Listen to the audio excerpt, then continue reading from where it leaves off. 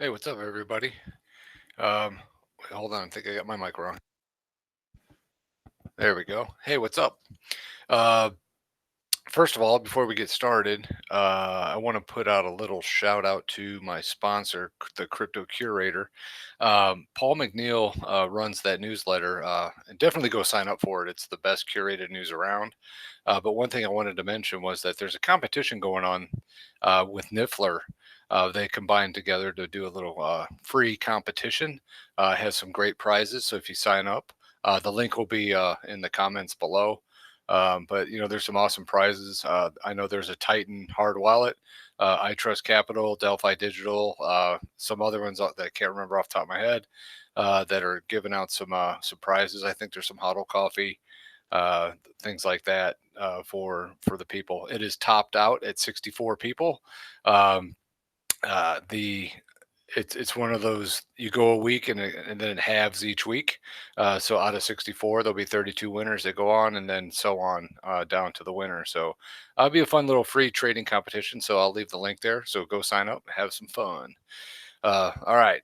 So when it comes to psychology in the market, it's one of the things I enjoy. So I put together a unique chart here. Let me pull it up.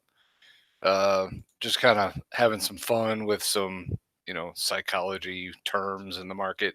I know this is pretty subjective, but this is kind of the areas that I thought where some of this leads. I don't know if you guys ever seen that cycle chart out on Twitter that everybody looks at, where it kind of shows the optimism and euphoria and all those kind of things.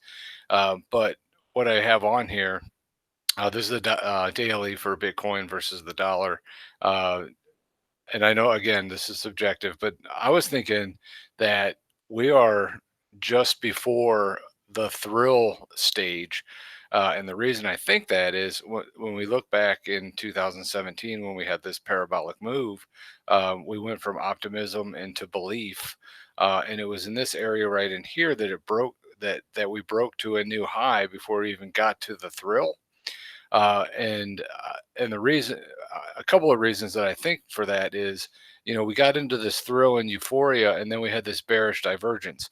Now, this is just a little follow through for what I had yesterday, talking about the divergences in the market.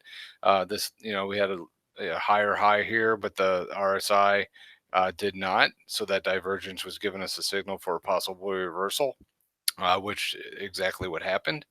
And then, down here on this other side, as we went through all of these, we went through denial, well, actually complacency, anxiety, denial, panic. And then we were angry here during this consolidation, had a little suckers rally, got into a little bit of depression and capitulation at this point. And then that's when we had the bearish divergence, where price was making a lower low, and then the RSI was making a high there. So that divergence was saying, hey, there could be a reversal in the market.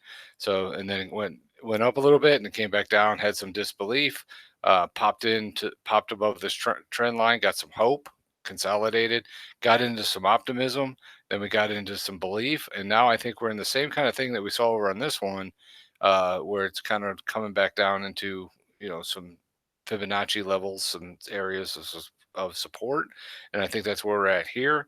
And the reason I don't think that this is at the thrill or the euphoria stage yet is because this high, like I showed yesterday on the video, was that we had a higher high, and the RSI did not show a divergence.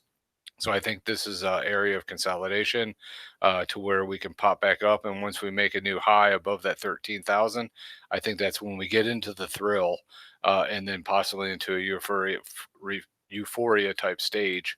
And then also we would look for some significant bullish or bearish divergence once we get up to the top here, before it possibly can reverse. So right now I think it's a correction, not a reversal. So I know there's a lot of different psychology terms on here, but hey, I know it's subjective. If you guys have different charts that have this kind of laid out, I'd love to see it.